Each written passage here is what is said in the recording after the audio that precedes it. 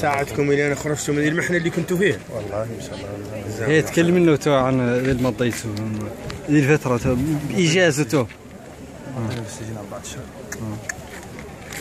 هنا من ما رينا عن المبالغ. خبر التدخل واضح.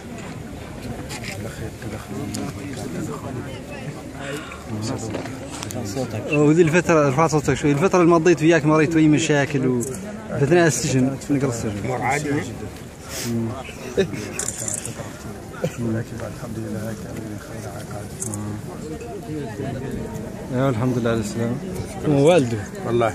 ايوا طيب. انا شكر المسعى اللي قام به ولدنا ممون، ونختار نوع من ممثلين الجاليات على المستوى العالمي يعودوا يحدثوا الحدث ممون ويدخلوا بنوع من التدخل ويسرقوا اموالهم من اجل انقاذ اولاد وطنهم. هذه هي الشخصيات اللي تمثل بلدنا في الحقيقه. تمثيل مهم. اننا الليله كبو نشعر بارتياح كبير مناسبه حل مشكله الصبوه هذو اللي ابرياء ما عندهم ذنب مظلومين.